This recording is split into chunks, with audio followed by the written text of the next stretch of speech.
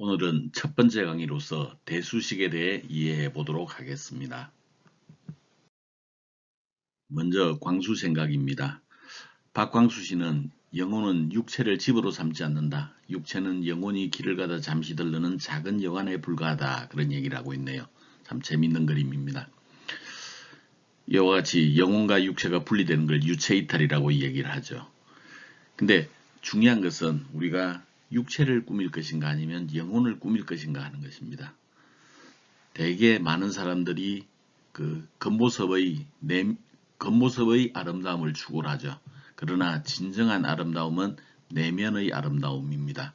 우리가 내면의 아름다움을 갖고 나갈 때 정말 멋있는 사람이 될 수 있다. 저는 그렇게 생각합니다. 행복한 경영 이야기에서는 너무 낮은 꿈을 이루는 것은 매우 위험하다라는 얘기를 하고 있네요. 사람의 잠재력이라고 하는 것은 상당히 무궁무진합니다. 이 잠재력은 말 그대로 잠수하듯이 제 있는 력, 힘이죠. 우리 내면에 존재하는 힘입니다. 이 내면에 존재하는 힘은 우리가 상상하는 것보다는 훨씬 크다고 얘기를 하죠. 근데 이 잠재력을 발휘하게 되면 우리는 무한한 가능성이 있게 됩니다. 무한한 가능성이 있는데도 불구하고 우리가 꿈을 적게 갖게 되는 것은 그것은 곤란한 일이죠. 큰 희망에 다다르지 못하는 것은 문제가 아닙니다. 그렇지만 희망 자체가 너무 낮다면 그것이 더 위험할 수 있다 하는 것을 우리 기억하자 그랬네요. 본격 수업에 들어가기 전에 재밌는 이야기를 하나 하고 갈까요? 동물이 수를 알까요? 사람들은 궁금해 했었죠. 그래서 몇 가지 실험을 해보았습니다. 1번 실험으로는 새집에 알이 4개가 있었습니다. 이 4개의 알이 있는 데서 하나를 꺼내가지고 3개가 되니까 어미는 눈치채지를 못했습니다. 하나 더 꺼내서 2개가 되니 어미는 눈치채고 나타나지 않았네요. 그러면 이 어미는 이 새의 경우에는 몇 가지를 구분할 수 있을까요? 아마도 1은 구분할 수 있을 거고 2도 구분할 수 있을 것입니다. 그리고 3도 구분할 수 있겠죠. 그러나 4가 되면 그때는 이미 만다입니다.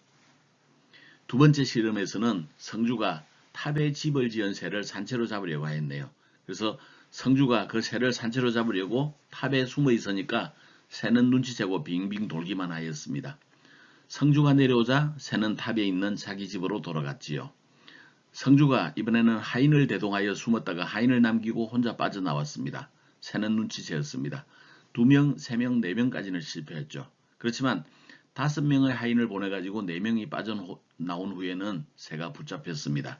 그러면 이 새는 대체적으로 얼마까지 구분할 수 있다고 볼 수 있나요? 그렇죠. 1부터 4 정도의 숫자는 이 새가 셀 수 있다고 봐야 되겠죠. 그러나 5가 되면 그때는 그냥 만타입니다.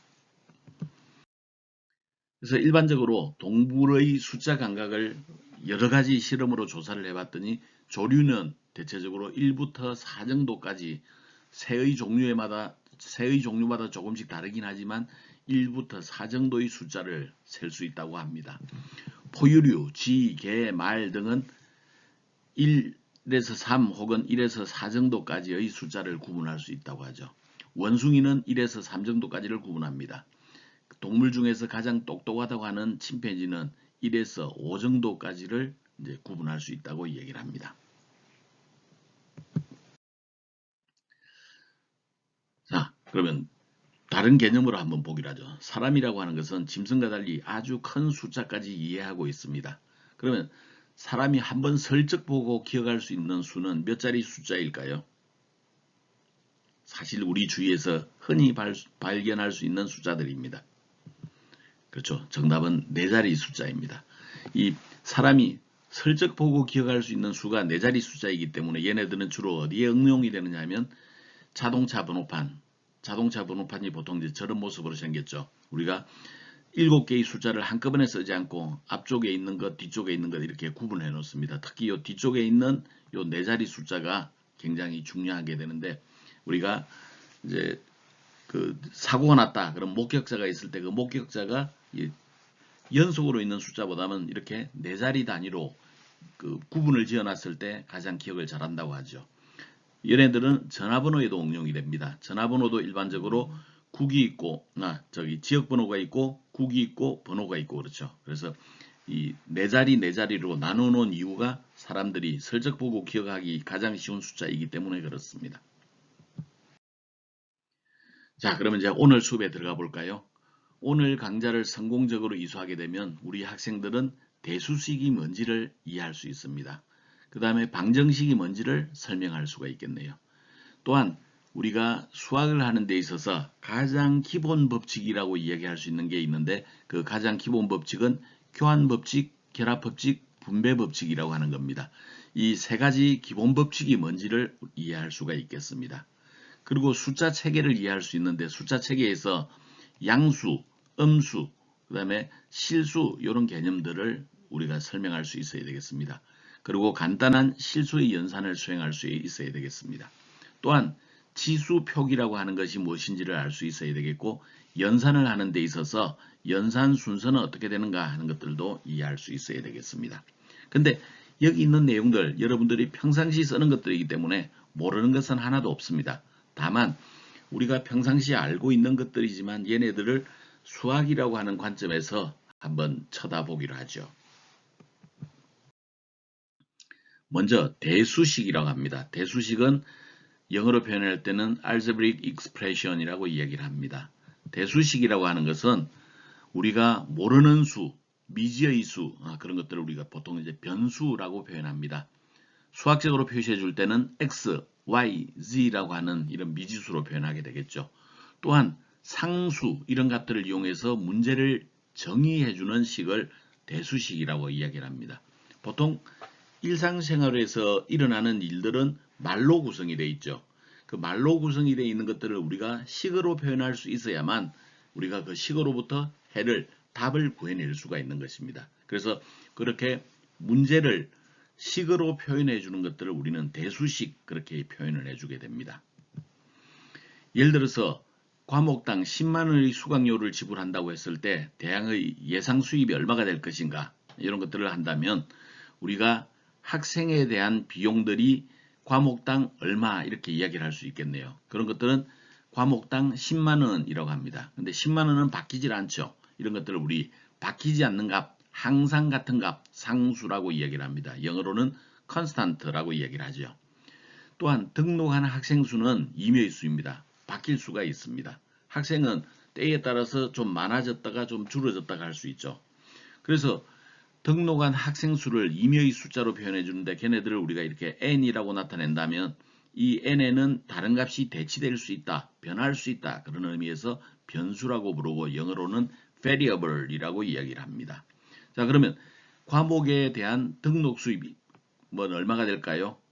만약에 등록한 학생이 n명이라면 한 학생당 우리가 10만 원의 돈을 받으니까 10만 n이라고 하는 형태로 표현해 줄 수 있는데 이와 같이 수식으로 표현되어 있는 얘네들을 algebraic expression 대수식이라고 이야기를 합니다. 대수식을 표현할 때는 기본적으로 상수 있습니다. 상수는 constant 그랬죠. 변수가 있습니다. 변수는 variable이라고 이야기를 했습니다. 그리고 기호가 있죠. 그 기호는 우리가 좀 더 멋있는 얘기로 표현한다면 연산자라고 이야기를 합니다.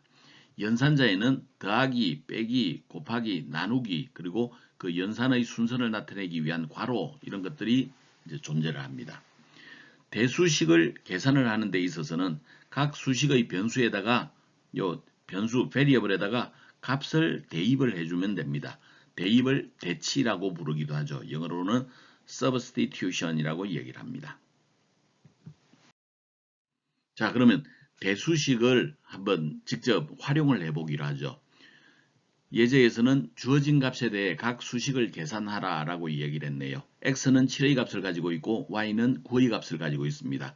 그때 x 더하기 y라고 하는 값을 계산하고 싶으네요. 그러면 x 자리에 7, y 자리에 9를 넣어주면 됩니다.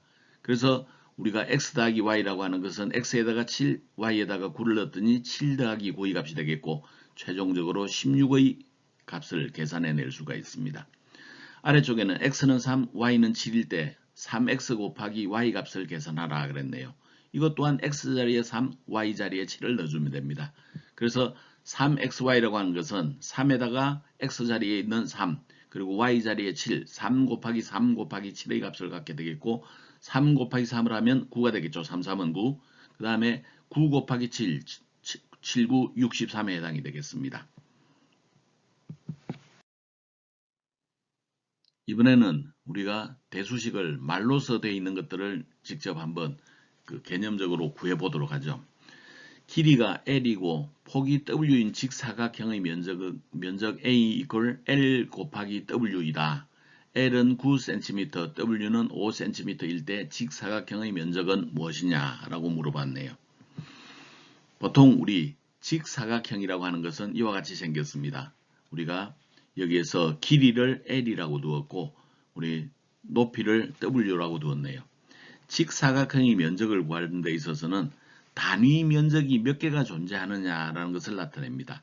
단위 면적이라고 하는 것은 가로 방향으로 크기가 1, 세로 방향으로 크기가 1인 그런 것들을 우리가 단위 면적이라고 이야기하는데 이 네모 상자 속에는 직사각형 속에 단위 면적이 몇 개가 들어가느냐 하는 개념이 기본적으로 직사각형의 면적에 해당이 됩니다.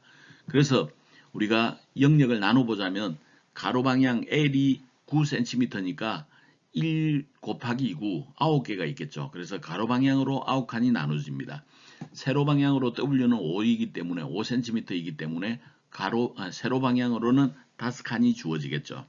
그 중에서 우리가 여기에 가로 하나, 세로 하나인 요만큼을 우리는 단위 면적이라고 합니다. 이 단위 면적이 직사각형 속에 몇 개가 들어있느냐 이런 것들이 우리 직사각형의 면적이다 그렇게 이야기를 하는 거죠. 그러면 A라고 하는 것은 L 곱하기 W이기 때문에 L의 위치에다가 9, W 위치에다가 5를 넣었더니 5, 9, 45, 45 제곱센티미터가 되겠네요. 자, 두 번째 예제에서는 밑변이 B이고 높이가 H인 삼각형의 면적을 구하라 그랬네요. 단 B는 5m, H는 8m입니다. 위에는 센티미터, 아래는 미터가 되어 있네요. 이런 센티미터, 미터는 무슨 뜻인가 하는 것은 우리가 나중에 단위에서 좀 더 자세히 다루도록 하겠습니다.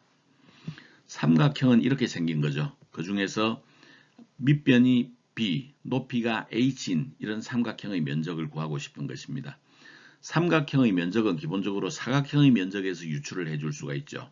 그래서 삼각형의 면적은 우리 이렇게 그 밑변이 B이고 높이가 H인 사각형을 만든다면 지금 여기에 선을 그었을 때 이 영역의 크기와 이 영역의 크기가 똑같습니다. 그리고 이 영역의 크기와 이 영역의 크기가 똑같게 되어 있죠. 즉 삼각형의 면적이라고 하는 것은 사각형의 면적에서 절반에 해당이 되네요.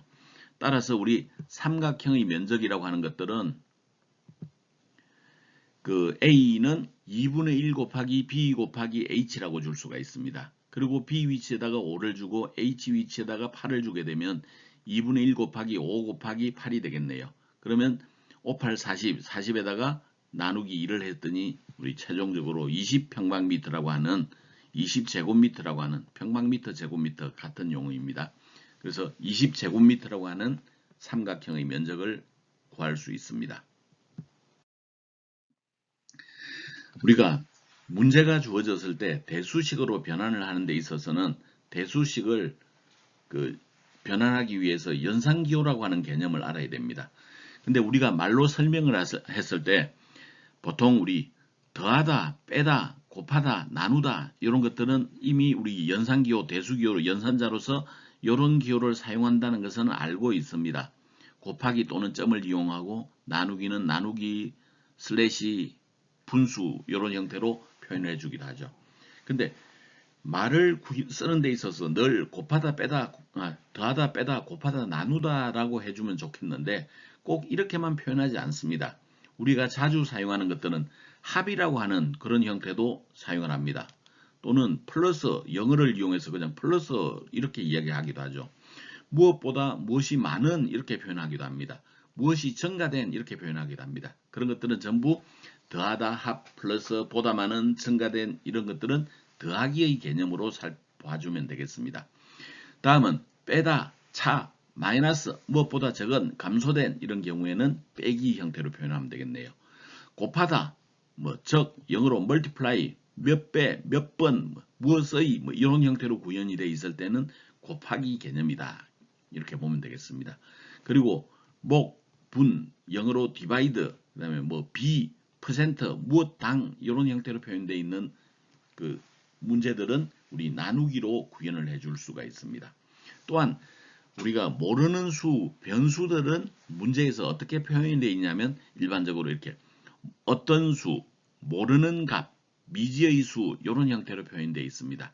그럴 때는 순서대로 보통은 우리가 x, y, z 등을 이용을 해서 우리 변수를 표현해 주게 됩니다. 자, 그 중에서 우리 퍼센트 여기 들어있죠. 이 퍼센트를 잠깐 살펴볼까요? 얘네들은 퍼센트라고 합니다. 영어를 그냥 그대로 써놓고 있는 거죠. 퍼센트 또는 우리 프로 그렇게 부르기도 하고 이제 우리 한자로 표현하자면 백분율을 그렇게 이야기를 합니다. 백과의 비로 나타내 주는 방법입니다. 그래서 비율에다가 곱하기 100을 해주면 이제 되는 게 퍼센트입니다. 자, 이제 대수식으로 한번 변환을 해보기로 하죠. 자, 첫 번째 예제에서는 다음 용어를 대수식으로 변환하라 라고 이야기를 했습니다. 어떤 수보다 7 적은 수 그랬네요. 어떤 수, 얘가 뭐라고요? 어떤 수, 그렇죠. 얘가 미지수죠. 미지수 x 그렇게 표현해 주면 되겠습니다. 7 적은 수 그랬네요. 적은 저런 것들은 더하기 빼기 곱하기 나누기 중에서 무엇에 해당된다고요? 그렇죠. 마이너스 빼기에 해당이 됩니다. 그래서 쟤네들은 어떤 수 x에다가 7을 빼주면 되네요. 그래서 최종적으로 x 빼기 7이라고 하는 대수식으로 변환을 해줄 수가 있습니다. 자, 어떤 수보다 5 많은 수 그랬네요. 어떤 수 얘는 지금 미지수 모르는 수죠. 그래서 우리 x 혹은 y 이렇게 표현해 줄 수 있겠고 5 많은 수니까 많은 수 그때는 더하기로 표현해 주면 되겠네요. 그래서 어떤 수보다 5 많은 수는 x 더하기 5 혹은 y 더하기 5 이런 식으로 미지수는 그냥 x, y 그 중에서 내가 원하는 것을 선택을 해주면 됩니다. 다음은 4로 나눈 수, 나눈, 그렇죠. 나누기죠. 그래서 어떤 숫자가 있는데 그 숫자를 4로 나누었네요. 따라서 어떤 수 x 혹은 y 혹은 z로 표현해 줄 수 있겠고 나누기 4 이렇게 표현해 주면 되겠습니다. 그래서 지금은 이제 세 번째 변수라고 생각해서 z를 썼네요. z 나누기 4 이런 형태로 사용을 해주면 되겠습니다. 자, 두 번째 예제에서는 다음 각 항을 수식으로 변환하라 그랬네요. 어떤 수의 반. 자, 어떤 수 그랬으니까 얘가 미지수가 되겠고 반이니까 2분의 1이죠. 1 나누기 2, 2분의 1. 그래서 x 값을 2로 나눠주면 되겠습니다. 다음 어떤 수의 2배보다 3이 더 큰 수 그랬네요. 자, 어떤 수가 있어요. 어떤 수. 몇 배 그러면 얘는 무엇이 된다고요? 그렇죠. 곱하기죠. 자, 어떤 수에다가 2배를 하면 그렇죠. 2x 또는 2y 이런 형태가 되겠습니다. 3 더 큰 수. 더 큰 수는 이거 뭘로 표현하면 될까요? 더하기로 표시해 주면 되겠죠. 그래서 어떤 수를 2y라고 한다면 거기다가 더하기 3을 해주면 이제 앞서 기술해 놓은 문장을 수식으로 나타내 줄 수가 있습니다. 두 수의 곱보다 그 5가 적은 수 그랬네요. 두 수라 그랬습니다. 그럼 미지수가 몇 개라고요? 그렇죠. 두 개죠. 미지수가 두 개입니다. 곱은 뭐죠? 곱하기죠. 곱하기. 그래서 두 수가 곱하기로 구현이 돼 있고 거기다가 5 적은 수니까 빼기 5를 하면 되겠네요. 그래서 어떤 수 두 개를 x, y라고 한다면 x 곱하기 y에다가 빼기 5를 해주면 되겠습니다. 어떤 수의 25%, 25%는 100분의 25라 그랬네요. 그죠? 그래서 우리가 어떤 수, 미지수에다가 그 100 곱하기 100분의 25를 해주면 되겠습니다. 그래서 100분의 25를 우리가 저기 소수로 표현하자면 0.25가 되겠네요. 0.25 곱하기 x 이런 형태로 표시해 줄 수가 있습니다. 다음은 방정식에 대해서 알아보기로 하죠. 방정식을 영어로 표현하면 equation 이렇게 표현합니다. 여기는 같다라고 하는 기호를 갖고 있는 문장을 우리는 방정식이다 그렇게 이야기를 합니다. 방정식에는 반드시 같다라고 하는 기호가 들어있게 되어 있는데 같다라고 하는 것은 무엇은 이렇게 표현하기도 하고 같다라고 표현하기도 하고 무엇이다라고 표현하기도 합니다. 영어로 나타낼 때는 equal이라고 사용을 하게 되죠. 저 기호는 수식 양쪽의 값이 동일하다라는 것을 표현해주는 기호입니다. 방정식은 우리가 그 같다라는 기호를 갖는 문장이라고 그랬죠. 그러면 방정식의 결과는 맞다. 그것을 우리는 참이라고 이야기를 합니다. 영어로 true 그렇게 표현하죠. 틀리다. 그런 경우를 거짓, 영어로 false라고 표현합니다. 때에 따라서는 참도 거짓도 아닌 그런 문장이 될 수도 있습니다. 그러면 방정식이 어떤 경우에 참이 되고 어떤 경우에 거짓이 되고 어떤 경우에는 참도 거짓도 아닌가, 그런 경우를 한번 좀 예제로 살펴보기로 하죠. 먼저 참인 경우입니다. 이는 이와 같다. 이거 맞죠? 같다라는 기호 양쪽의 값이 서로가 같죠. 따라서 이런 경우에는 참이다, true 그렇게 표현을 해주는 것입니다. 거짓인 경우는 이제 이런 경우를 보면 되겠네요. 1과 2가 같다. 그래서 1과 2는 분명히 틀리죠. 따라서 이 결과는 틀렸다. 그 틀렸다라는 것을 거짓 혹은 false 그렇게 표현해 주는 겁니다. 아무것도 아닌 경우입니다. 우리 미지수를 표현하고 있을 때 x 더하기 2는 5이다. 저 값이 같아요, 틀려요? 참일 때도 있고 거짓일 때도 있어요. 어떨 때 참이죠? x가 3일 경우에는 3 더하기 2는 5가 되니까 양쪽이 같아지죠. 그러나 x가 3이 아닌, 예를 들어서 1을 가지고 있다. 1 더하기 왼쪽은 3이 되겠고 우측은 5죠. 서로 틀립니다. 이와 같이 변수, 미지수가 포함이 되어 있을 경우에는 참도 거짓도 아닌 경우가 됩니다. 근데 이와 같이 아무것도 아닌 경우에 우리 x에 어떤 특정한 값을 대입하면 방정식이 같아지는 경우가 있죠. 그런 것들을 우리는 해라고 이야기를 합니다. 영어로 표현할 때는 solution이라고 이야기를 하죠. 방정식이 있는데 그 방정식이 미지수가 있어요. 그 방정식이 미지수를 포함하고 있는 방정식에서 결과가 참이 되는 미지수를 구해내는 과정을 우리는 해를 구한다. 그렇게 이야기를 하는 거죠. 어떤 방정식은 해가 있을 수도 있고 어떤 방정식은 해가 없을 수도 있습니다. 그리고 그 미지수의 값을 찾아냈을 때 우리는 해를 구했다 그렇게 표현하기도 하고 방정식을 풀었다 그렇게 표현하기도 합니다. 별거 아니죠. 지금 우리는 늘 사용하고 있는 것들을 수학적인 표현, 수학적으로 어떤 식으로 나타내는가 하는 것들을 익히고 있는 중입니다. 그래서 x 더하기 2가 5라고 한다면 이때 그 x는 5 빼기 2가 돼서 3이 되는 경우, x가 3이 되는 경우에는 해가 참이다. 그래서 해를 구했다. 이렇게 이야기를 하는 것이죠. 이제 예제를 통해서 방정식을 살펴보도록 하겠습니다. 첫 번째 예제는 방정식이 참인지 거짓인지 아무것도 아닌지 판별하라 그랬네요.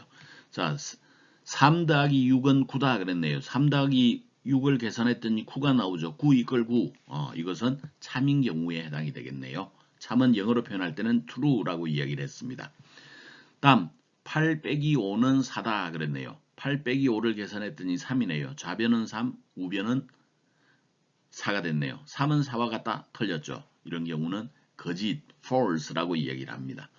x 더하기 3은 10이다. x가 7일 때는 참인데 다른 값을 가질 때는 거짓이네요.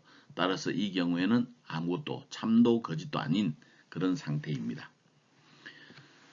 다음 두 번째 예제에서는 5가 x 더하기 6 이퀄 11의 해인지 판별하라 그랬네요.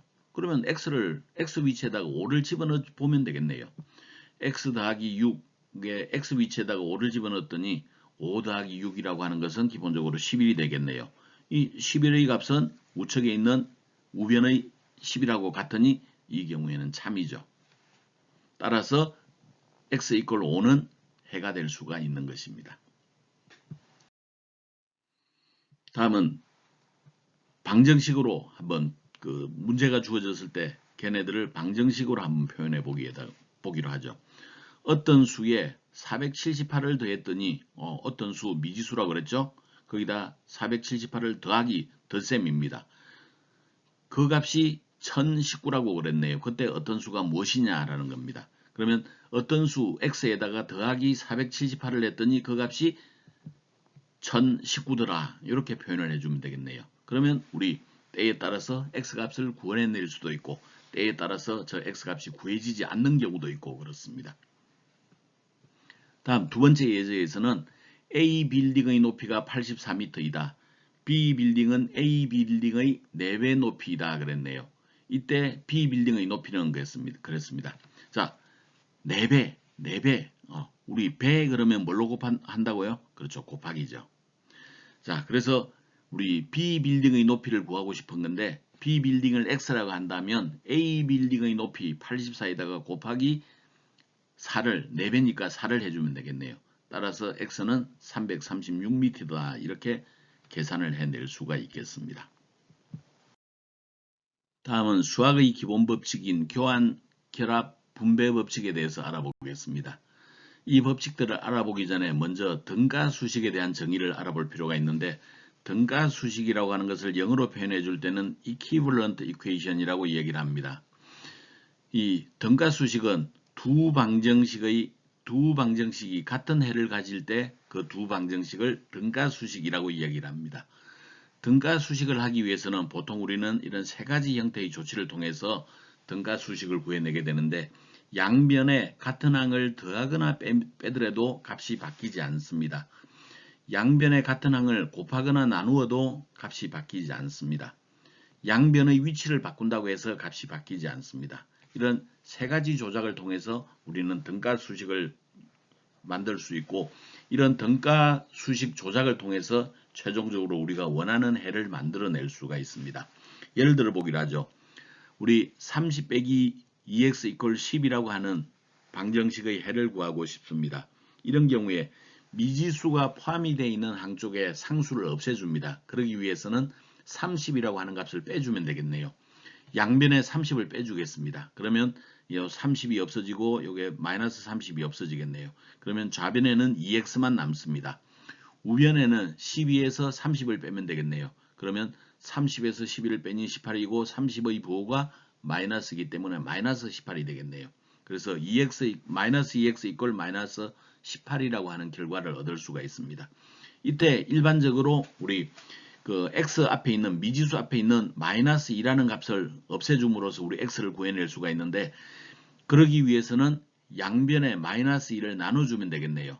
마이너스 2에 나누기 마이너스 2를 하면 당연히 1이 돼서 좌변은 x만 남게 될 것이고, 우변에는 마이너스 18 나누기 마이너스 2가 돼서 나누기가 있으니까 부호는 플러스가 되고 18 나누기 2를 계산해주면 9가 되겠네요. 그래서 x 이퀄 9라고 하는 값을 구해낼 수가 있습니다.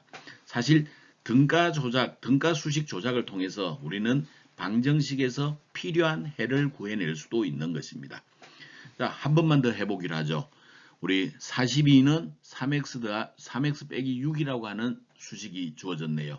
이때 미지수는 3x에 있으니까 상수항인 마이너스 6을 없애보기로 하죠.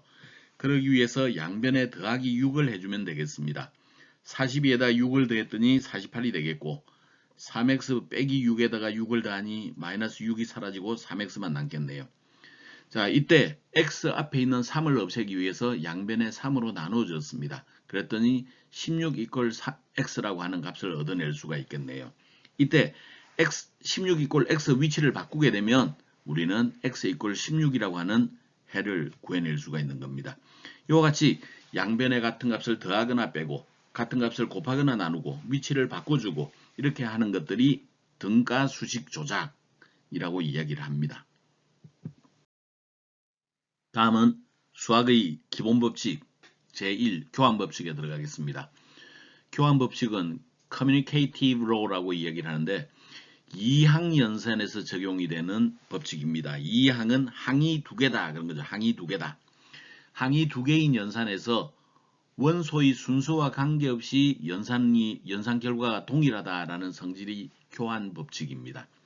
이 교환 법칙은 덧셈과 곱셈에 대해서는 교환 법칙이 성립하지만 뺄셈과 나누셈에 대해서는 교환 법칙이 성립하지 않습니다.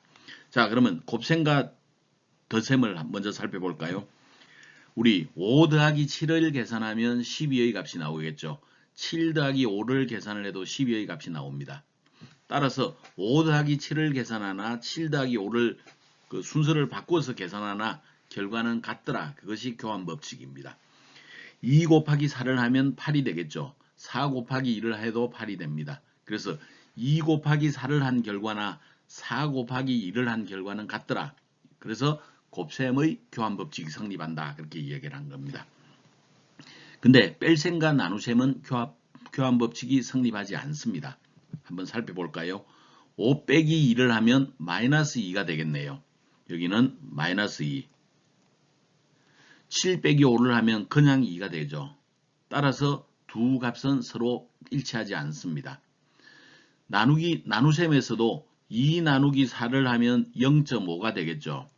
그리고 4 나누기 2를 하면 2의 값이 됩니다. 따라서 두 값은 서로 같지가 않습니다. 그러므로 뺄셈과 나누셈은 교환 법칙이 성립하지 않는다라고 얘기를 하죠. 자, 이 교환 법칙을 우리가 좀 더 수학적으로 표현해 줄 때는 어떻게 하느냐? 교환 법칙의 표기에서 살펴보도록 하겠습니다. 덧셈에 대한 교환 법칙. 덧셈에 대한 교환 법칙은 임의의 AB에 대해서 A 더하기 B를 계산한 것과 B 더하기 A를 계산한 것은 같다. 이게 덧셈의 교환 법칙입니다. 곱셈의 교환 법칙은 임의의 AB에 대하여 A 곱하기 B를 하나 B 곱하기 A를 하나 같다. 이렇게 표현해 주는 것을 곱셈의 교환 법칙이다. 이렇게 이야기를 하죠. 자, 교환 법칙을 이용해서 등가 수식어로 표현해 보라 그랬네요. y 더하기 5를 계산하는 것이나 5 더하기 y를 계산한 것 같다.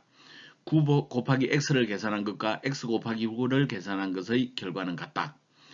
자, 7 더하기 ab를 계산하나 ab 더하기 7을 계산하나 또는 ab의 서로 위치를 바꾸어서 7 더하기 ba를 계산하나 자, 걔네들을 다시 바꾸어서 ba 더하기 7을 계산하나 이 모두가 계산된 결과는 같다 하는 거죠. 다음은 결합법칙 Associative Law에 대해서 살펴보도록 하겠습니다. 결합법칙은 연산이 2번 이상 연속될 때 성립되는 법칙입니다.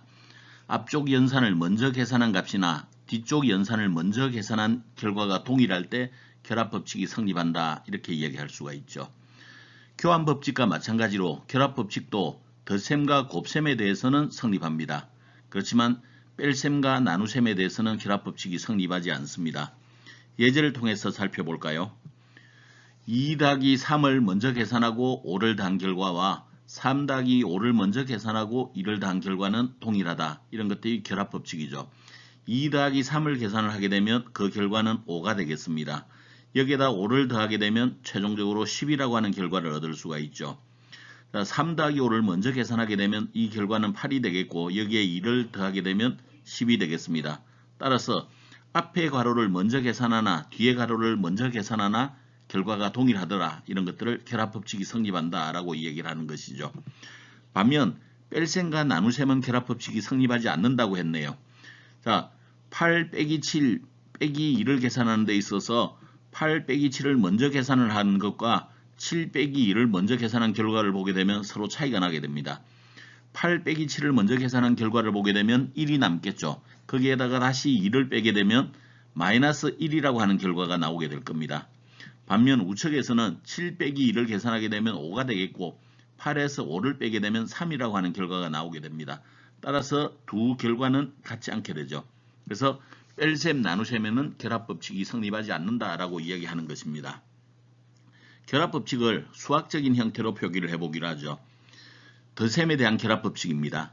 임의의 ABC에 대해서 A 더하기 괄호 B 더하기 C의 결과나 AB 괄호에다가 더하기 C를 계산한 결과는 동일하다라는 것이 덧셈에 대한 결합법칙입니다. 곱셈에 대한 결합법칙은 임의의 ABC에 대해서 A 곱하기 괄호 B 곱하기 C 계산한 결과나 괄호 A 곱하기 B를 먼저 계산하고 그 결과에다가 C를 곱한 결과는 같다라는 것이 기본적으로 그 곱셈에 대한 결합법칙이 되겠습니다. 다음은 예제를 통해서 결합법칙을 살펴보도록 하겠습니다. 첫 번째 예제, 결합법칙을 사용하여 다음 수식을 등가식으로 표현하라 그랬네요. 지금 주어진 것은 y 더하기 괄호 g 더하기 3입니다. 이 결합법칙을 이용하면 얘네들을 먼저 계산하고 거기다가 3을 더한 것과 같다 이런 거죠. 그래서 y 더하기 괄호 g 더하기 3은 괄호 y 더하기 g 더하기 3과 같습니다. 다음 괄호 8xy의 결과는 우리가 이 괄호의 순서를 바꾸어서 xy를 먼저 계산하고 거기다 8을 곱해준 것과 같죠. 그래서 괄호 8xy는 8 괄호 xy와 같다 이렇게 표현해 줄 수가 있는 것입니다. 두 번째 예제에서는 교환 및 결합 법칙을 이용하여 괄호 y 더하기 5 더하기 5와 적어도 2개 이상의 등가 수식으로 표현하라 그랬네요. 자, 괄호 x 더하기 y 더하기 5에 결합 법칙을 먼저 적용을 하게 되면 y 더하기 5의 계산을 먼저 해줄 수가 있겠네요. 거기다가 교환 법칙을 적용해 가지고 5와 y의 위치를 바꾸더라도 계산된 결과는 뭐 동일할 겁니다. 그래서 두 개의 등가수식으로 표현해 줄 수가 있겠네요. 얘네들을 적용하는 법칙의 순서를 바꾸어도 크게 문제가 되지 않습니다. 그래서 x 더하기 y의 결과에다가 5를 더하는 것은 5에다가 x 더하기 y의 결과를 해주는 것과 동일합니다. 그래서 교환 법칙을 먼저 적용했네요. 그 다음에 결합 법칙을 적용을 했습니다. 그래서 총 4가지의 등가수식으로 표현을 해줄 수가 있습니다. 다음 예제에서는 교환 및 결합 법칙을 이용하여 2 곱하기 괄호 x 곱하기 3의 결과가 6x임을 보여라 그랬네요. 자, 그러면 우리 교환 법칙을 적용하고 결합 법칙을 적용해 보도록 하겠습니다. 2 곱하기 괄호 x 곱하기 3에서 괄호 안에 있는 내용 두 가지를 교환 법칙을 적용을 하게 되면 2 곱하기 괄호 3 곱하기 x 형태로 표시해 줄 수가 있겠습니다. 여기에 결합 법칙을 적용을 하게 되면 x를 뒤에 남겨놓고 2 곱하기 3을 먼저 계산할 수 있겠네요. 그래서 괄호 2 곱하기 3에 x를 곱해준 것과 같습니다. 그러면 2 곱하기 3은 6이 되겠죠. 그래서 최종적으로 결과는 6x임을 알 수가 있습니다. 따라서 2 곱하기 괄호 x 곱하기 3이라고 하는 결과는 6x이다 라고 증명을 해줄 수가 있습니다. 다음은 분배 법칙입니다. 분배 법칙에서는 보통 이제 추상대수학이라고 하는 곳에서 이제 사용이 되었던 건데 이항연산에 대한 성질입니다. 곱셈과 덧셈이 동시에 존재하는 그런 유형을 계산할 때 이제 사용이 됩니다. 자, y 더하기 g에다가 x의 값을 곱해주는 이런 유형의 식을 계산할 때 유용하게 됩니다. 이 분배 법칙을 이해하기 위해서 잠깐 그림을 하나 살펴보기로 하죠.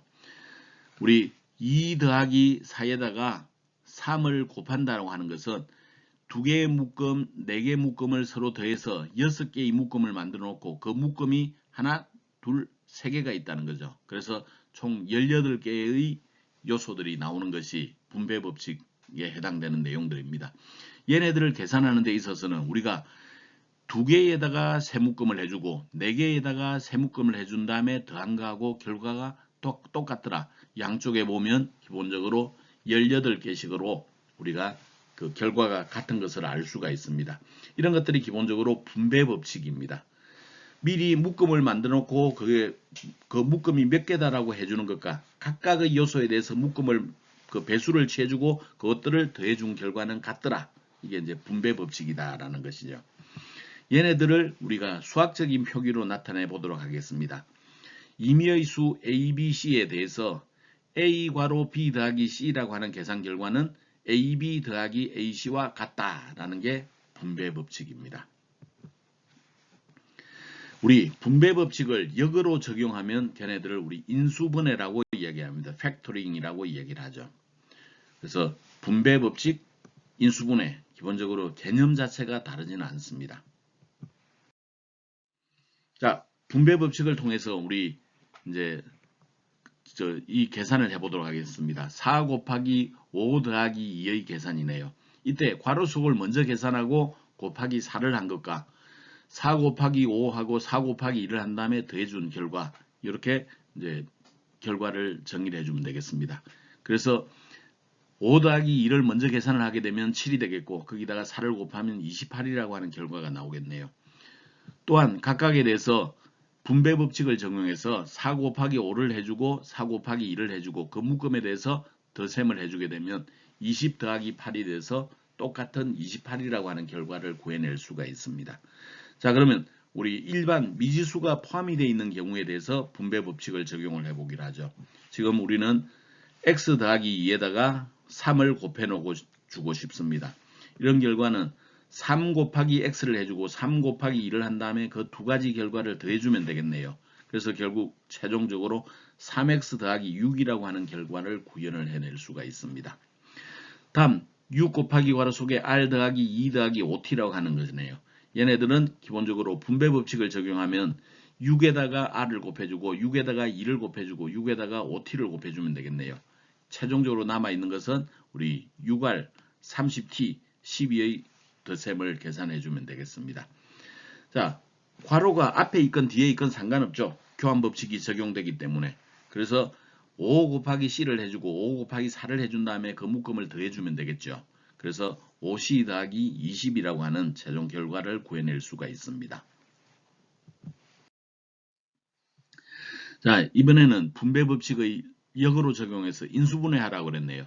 인수분해를 하는 것은 쉽습니다. 어떻게 하면 된다고요? 공통인수를 묶어내면 됩니다. 3x, 3y에는 3이라고 하는 공통인수가 있네요. 그 3을 공통으로 묶어주면 우리 3 괄호 x 더하기 y라고 하는 결과를 얻어낼 수가 있겠습니다. 다음은 7x 더하기 14y 더하기 21이네요. 여기에 공통인수를 봤더니 7이라고 하는 공통인수가 있습니다. 그래서 우리 7 곱하기 x, 7 곱하기 2y, 7 곱하기 3이라고 하는 형태로 구현을 해낼 수가 있겠고 거기에서 7이 공통으로 들어있으니 7을 밖으로 묶어내서 7 곱하기 괄호 x 더하기 2y 더하기 3이라고 하는 수식으로 인수분해 해줄 수 있겠습니다. 다음은 실수 체계를 살펴보기로 하죠. 우리 이제 숫자를 양수, 음수라고 하는 개념으로 우리가 이제 표현을 해보려고 합니다. 그러면 실수 체계라고 하는 개념을 이해를 해야 되는데 이 실수 체계를 일단 1차적으로 포함 관계로 한번 나타내 보겠습니다. 우리가 알고 있는 그 1, 2, 3, 4, 5, 6, 7 이런 형태의 숫자들을 우리는 내추럴 넘버, 자연수라고 부릅니다. 여기다가 0을 포함을 하게 되면 whole number, 범자연수라고 하는 개념으로 표현을 하게 되죠. 여기다가 마이너스가 붙어 있는 마이너스 3, 마이너스 2, 마이너스 1 이런 것들을 포함하고 있는 것을 인테저 정수라고 얘기를 합니다. 다음 여기에는 다 좀 더 소수점이 들어간 숫자들을 포함을 하게 되면 그런 것들을 우리 리얼 넘버 실수라고 부르는데 이 실수 체계에서는 레이셔널 넘버 유리수와 일레이셔널 넘버 무리수라고 하는 두 가지 개념이 존재합니다. 결국 실수라고 하는 것은 유리수에다가 더하기 무리수라고 표현을 해주면 되겠네요. 이 유리수는 기본적으로 그 정수에다가 그 분수를 더해주면 되는 것들이 이제 유리수에 해당이 되고 정수는 음수 부분, 양수 부분 이런 형태로 구현이 되는 게 실수 체계입니다. 이 실수 체계는 우리가 수직선으로 표현을 해줄 수도 있습니다. 수직선이라고 하는 것은 가로 방향으로 화살표가 달려있는 이런 직선을 그어놓게 되죠. 그리고 중앙에 원점에 해당되는 0의 값을 표현을 해줍니다. 우측으로 가면 1, 2, 3, 4, 5, 6, 7, 좌측으로 가면 마이너스 1, 2, 3, 4, 5, 6, 7 이런 형태로 표현이 되는 것들을 우리 수직선이라고 부르죠. 거기에서 1, 2, 3, 4, 5 이렇게 나가는 것들을 우리 내추럴 넘버, 자연수라고 부르게 되고 여기에 0까지 포함해서 가게 되면 홀 넘버, 범자연수라고 부릅니다. 여기다 마이너스 음수까지 포함을 하게 되면 우리 정수, 인테저라고 부르는 거죠. 여기에다가 우리는 소수점에 해당되는 1보다는 적은 숫자에 해당되는 개념까지 포함을 하게 되면 우리 실수가 되는데 실수 체계에서는 레이셔널 넘버, 유리수라고 하는 개념과 일레이셔널 넘버, 무리수라고 하는 개념들이 들어가게 됩니다. 근데 우리 여기에 이 아저씨가 이런 얘기를 하고 있네요. Remember, 기억하라 그랬네요. Irrational number, 무리수라고 하는 것은 do not have, 가지고 있지 않다 그랬네요. An exact point, 정확한 점을 가지고 있지 않다 그랬네요. On the number line, 숫자 수직선에 이 무리수라고 하는 것들은 정확히 어떤 지점이라고 표현할 수가 없다 그런 표현을 해줬습니다. 왜 그런가는 좀 이따가 알아보도록 하죠. 자, 퀴즈 하나 살펴보겠습니다. 0, 1, 2, 3, 4, 5, 6, 7, 8, 9 중에서 가장 늦게 발명된 숫자가 뭘까요? 의외로 사람들이 잘 모릅니다. 0이라는 숫자가 가장 늦게 발견됐어요. 사실 이 0이라고 하는 숫자에는 철학적인 개념이 담겨져 있습니다. 이 0에 대해서 우리가 좀 살펴볼까요? 0의 역사를 살펴보면 이제 요거 위키백과에서 나온 겁니다. 기원전 700년 무렵에 수메르는 계산 기록에서 0을 나타내 줬는데 두 개의 줄로 표시를 했답니다. 기원전 300년 무렵에 바빌로니아 수학자들은 계산의 편의를 위해서 0을 사용을 했습니다. 876년에 인도에서 만들어진 비문에 0을 나타내는 숫자가 최초로 등장했네요. 그러면 숫자가 최초로 등장한 게 876년이지만 인도에는 그보다 훨씬 이전부터 0을 사용했다는 것을 알 수가 있죠. 그러나 고대 그리스, 우리는 서양 문명의 원조라고 이야기하는 고대 그리스에서는 0을 숫자로 도입하는 데 대해서 반대를 했다고 그래요. 이유는 없는 것을 어떻게 나타낸단 말이야, 이런 거죠. 그러나 십진법이 확립되고 아라비아 숫자가 도입됨으로써 이 0이라고 하는 숫자는 없어서는 안 될 굉장히 중요한 숫자가 되었습니다. 다음은 예제를 살펴보도록 하겠습니다. 예제에서는 각 상황에 부응하는 정수로 표시하라 그랬네요. 홍길동은 카드 게임에서 21점의 점수를 깎였다 그랬네요. 점수를 깎였다. 깎였으면 점수가 줄어들었죠. 따라서 이 경우에는 마이너스 21점 이렇게 표현해 줄 수 있겠습니다. 두 번째, 죽음의 계곡은 바다 밑 300m이다 그랬네요. 바다 밑이라고 그랬네요. 따라서 이것 또한 음수로 나타내 줄 수 있겠죠. 그래서 마이너스 350m라고 표현해 주면 되겠습니다. 김수창은 일요일에 25,000원을 벌고 월요일에 4,000원의 손실을 보았다 그랬네요. 따라서 일요일에 플러스 25,000원, 월요일에 마이너스 4,000원이라고 표시해 주면 되겠습니다.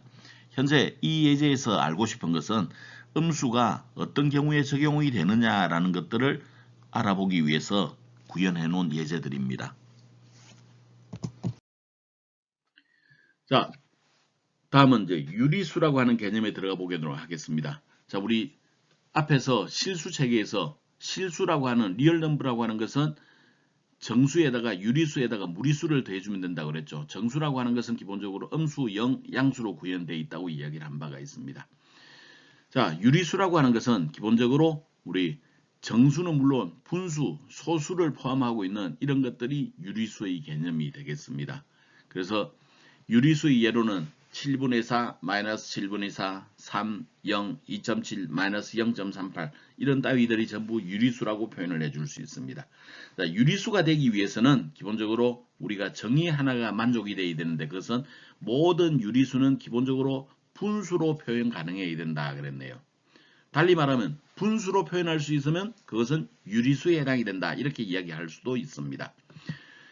따라서 우리 어떤 3이라고 하는 숫자가 있다면 쟤네들을 분수로 표현하면 1분의 3 이렇게 표현해 줄 수가 있겠죠.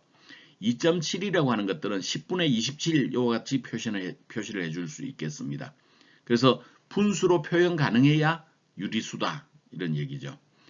자, 유리수의 정의는 그래서 두 정수의 비로 표시 가능한 숫자가 유리수다 이렇게 나타내 줄 수 있는 것입니다. 그래서 수학적으로 표시하자면 유리수 집합은 집합 B분의 A가 되겠고 여기에서 A, B는 정수이고 B, 분모는 0이 되면 안 된다라는 게 유리수의 기본적인 유리수 집합의 정의에 해당이 되겠습니다. 별거 아니죠. 우리가 알고 있는 것들을 그냥 수학적인 기호로 나타내 준 것입니다. 여기에 중괄호 이런 것들을 우리가 집합이라고 이야기를 합니다.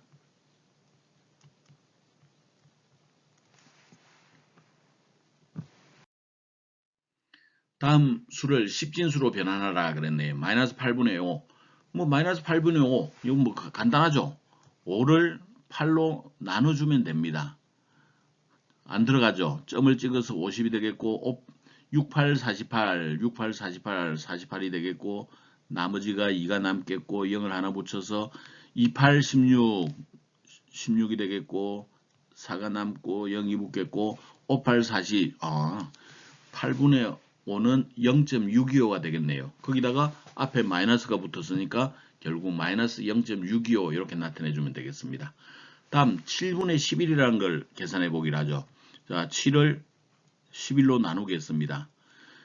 안 들어가니까 점을 찍고 70을 해주고 6을 집어넣어주면 66이 남겠고 40이 남겠고 3이 들어가면 33이 되겠고 그 다음에 여기에 70이 남겠고 다시 6 이렇게 나가네요.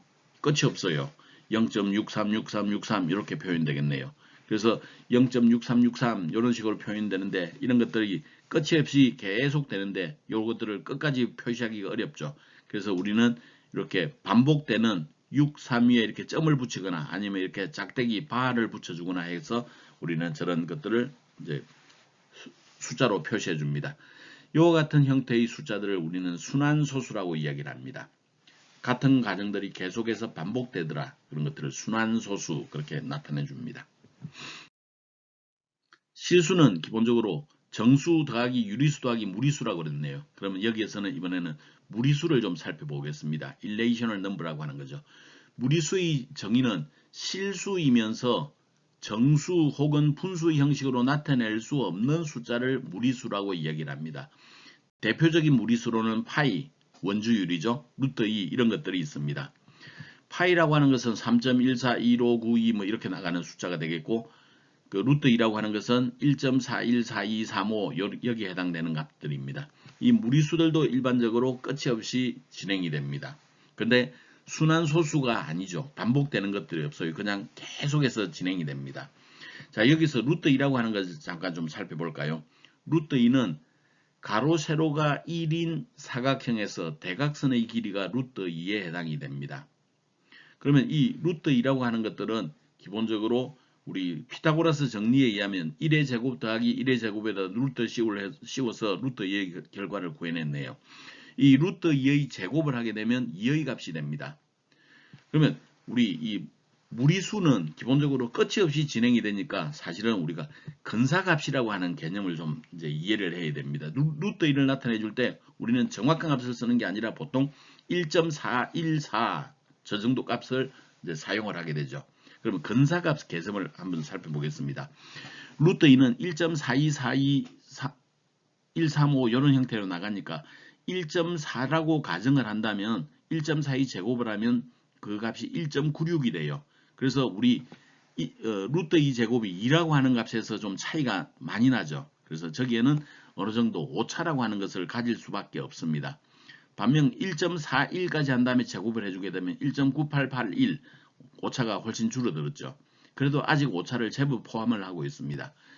여기에다가 1.4142까지 해서 제곱을 하게 된다면 1.199735 뭐 저렇게 나갑니다. 즉 오차를 무시할 수 있을 정도로 이제 오차 값이 적어지게 되죠. 그래서 우리 루트 2라고 하는 값은 보통 우리 1.4142 정도까지 이용하게 되면 오차를 무시할 수 있는 수준이 됩니다. 다음은 수의 직선에서 실수 루트 3을 도시하라 그랬네요. 루트 3이라고 하는 것은 우리가 1.732 뭐 이렇게 나갑니다. 저것 또한 무리수기 때문에 끝이 없죠. 그래서 우리가 수직선에서 대충 저 위치를 표시할 수는 있지만 정확하게 어느 위치 이렇게 표현하기는 힘듭니다. 그렇게 표현할 수는 없는 것입니다. 자, 다음은 실수와 순서에 대해서 살펴보기로 하죠. 실수의 크기를 나타낼 때는 우리가 부등호를 이용을 하게 되는데 여기에 왼쪽이 오른쪽보다 작다, 왼쪽이 오른쪽보다 크다라는 것을 나타내 주게 됩니다. 그리고 그 크기를 나타내는 데 있어서 우리 양수, 음수가 있기 때문에 절대값이라고 하는 개념도 좀 이해를 해야 되겠습니다. 절대값은 absolute value라고 이야기를 하는데 한 숫자가 수직선의 원점, 수직선이라고 하는 것은 이런 거였죠. 여기서 원점은 가운데 있는 0의 위치입니다. 여기서부터 얼마만큼 이렇게 밖으로 멀리 벗어났는가 하는 거리를 나타내 주는 것을 우리는 절대값이라고 이야기를 합니다.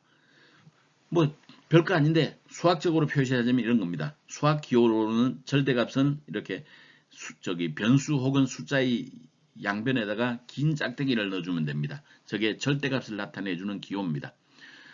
전에 우리 그 첫 시간에 그런 얘기를 했죠. 수학은 언어다 그랬죠. 언어입니다. 이 기호가 절대값을 나타내주는 건지를 모르면 우리는 이 수식이 뭔지를 이해하기가 힘들죠. 절대값입니다. 절대값은 A 값이 양의 값을 갖는다면 그냥 A 값을 쓰면 되겠어요. A 값이 음을 갖는다면 마이너스 A를 취해주면 되는 게 절대값입니다. 자, 그러면 크기를 비교하라 그랬네요. 9, 2. 수직선상에서 표시하자면 원점으로부터 여기는 2칸 정도 벗어난 곳이 2, 좀 더 9칸 벗어난 게 9죠. 오른쪽으로 가면 갈수록 큰 값입니다. 따라서 당연히 9의 값이 2의 값보다 크게 되겠네요. 마이너스 3.5와 1.3입니다. 마이너스 3.5라고 하는 것은 기본적으로 이쪽에 있죠. 원점보다 더 왼쪽에 있습니다. 그리고 1.3이라고 하는 것은 원점의 오른쪽에 있죠. 따라서 절대값은 적지만 1.32의 값이 당연히 마이너스 3.5보다는 큽니다. 6과 마이너스 12 같은 원리로 인해서 6의 값이 더 커야 되겠죠. 마이너스 18과 마이너스 5 이런 경우에는 우리가 수직선으로부터 왼쪽으로 둘 다 이렇게 이동을 한 겁니다. 그러면 어느 쪽이 오른쪽에 있는 거죠? 왼쪽으로 적게 간 것, 절대값이 적은 것이 오히려 더 크죠. 따라서 마이너스 5의 값이 마이너스 18 값보다 크다 그렇게 표현해 줄 수 있는 것입니다. 다음 7분의 11과 8분의 5 그 크기를 비교하려니 좀 힘드네요. 이런 경우에 분수의 경우에는 우리가 3장 분수에서 좀 더 자세히 다루겠습니다. 이때는 통분이라고 하는 과정을 거쳐주면 됩니다. 11분의 7과 8분의 5를 우리가 직접 비교하기 힘드니 분모를 같은 크기로 바꿔주는 거죠. 그래서 8과 11의 공통 공배수에 해당되는 최소 공배수를 구해서 그러면 11에다가 8을 곱해주고 8에다 11을 곱해주면 되겠네요. 그래서 분모를 88로 만들어줍니다. 분모를 88로 만들어주면 11분의 7이라고 하는 것은 7, 8이 56, 56만큼이 되겠어요.